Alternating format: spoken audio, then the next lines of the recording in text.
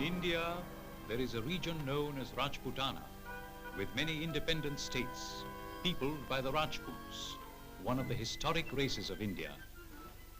The annals of their history are a mine of feudal romance and gallantry. These states are ruled by dynasties of princes who have defied centuries of foreign domination. They are the most enlightened and the most chivalrous of the princes of India, and the British Empire has no firmer friends. 3 times a year, they hold a Durbar, or state reception, beginning with a colorful procession. The spectacle is eagerly awaited by the Maharaja's subjects, who treat this as a day of festivity in a land where old world custom and tradition still survive.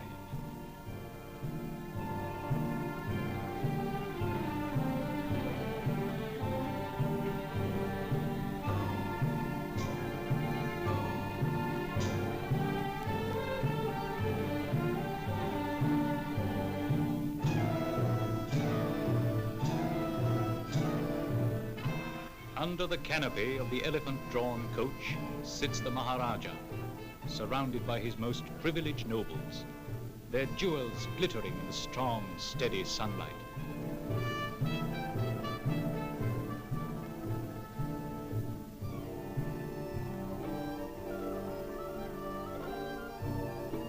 The state elephants are heavily laden with priceless embroideries and wear age-old designs painted on their heads in obedience to Hindu ritual. And borne proudly aloft is one of the Maharaja's most treasured possessions, the state banner presented by Queen Victoria to a previous ruler. For these Indian princes, though independent, pay homage to the British throne.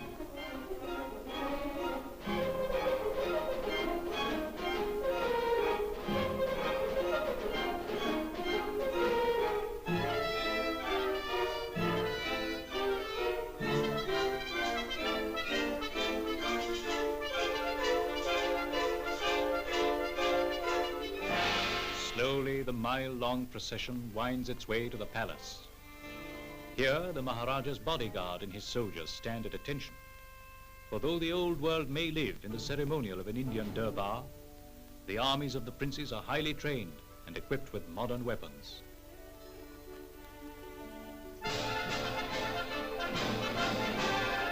The Maharaja, in his silken raiment, gleaming with jewels, steps down.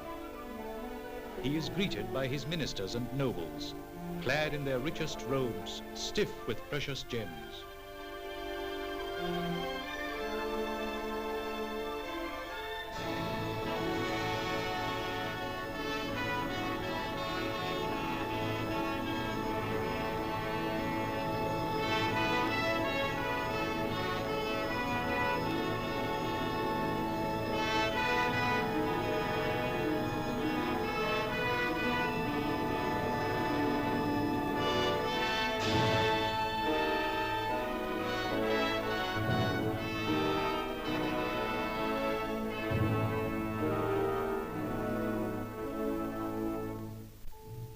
The Durbar opens with a religious ceremony performed by a Hindu priest, who ends by placing a garland of flowers round the prince's neck. This ritual is watched in impressive silence by the noble assembly.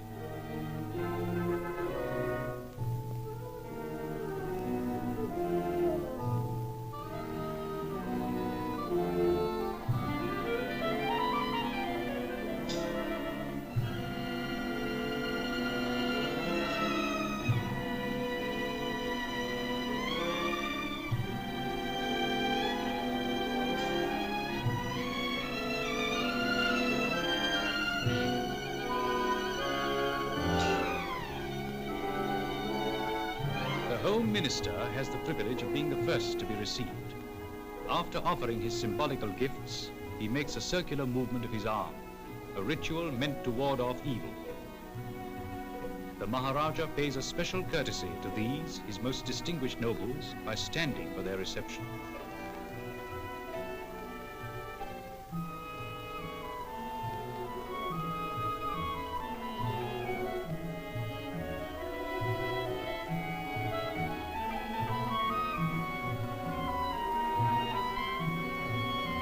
Other officials and dignitaries advance to offer him their gifts of salt, bread, rice, and coins, symbols of their homage and their loyalty.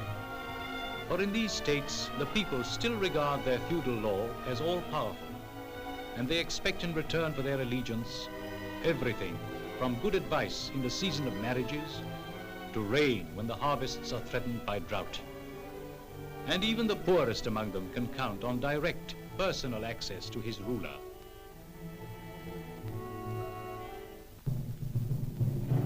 The armed force of the state is represented by the commander-in-chief.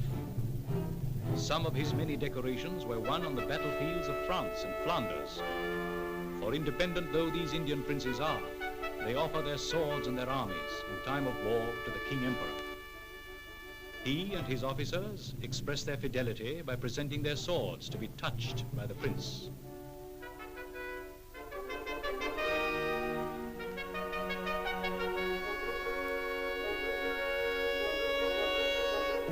Throughout the day, the Durbar continues. The rigid ceremony is robbed of monotony by the dancing girls performing traditional songs and dances. Though each movement of the dance is known to the assembly, they are nevertheless held spellbound. For whilst we are only entertained by something new, the Oriental dwells and delights in the past.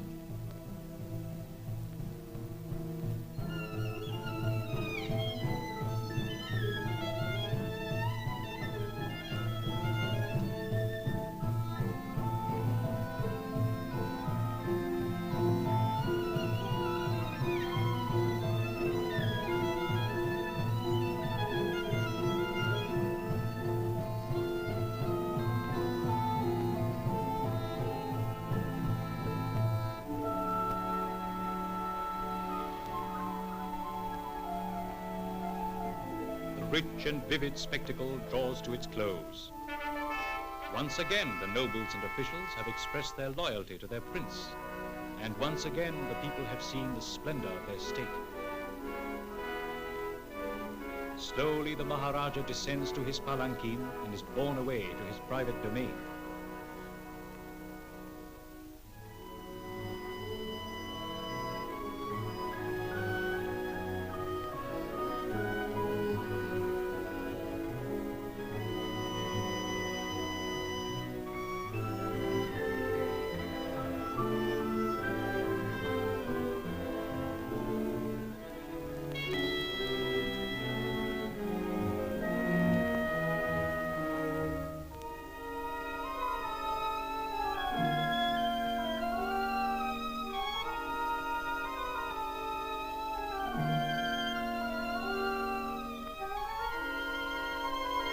Gardens, marble terraces, and courtyards separate the palace of the women who live in seclusion, surrounded by every luxury of the East.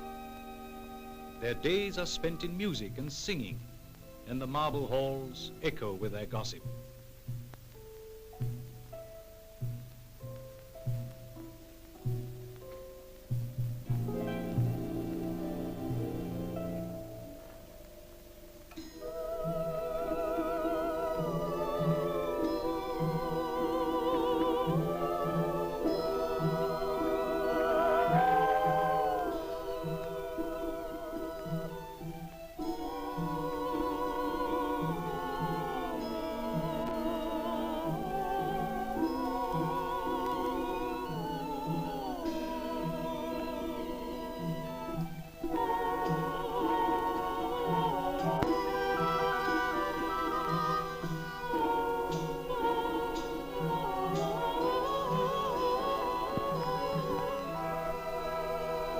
Night spreads her cloak over the land, and the palace stands like a fairy castle against the blue velvet of the Indian sky. In this enchanting atmosphere, it is easy to lay aside the problems of the day and forget the outside world.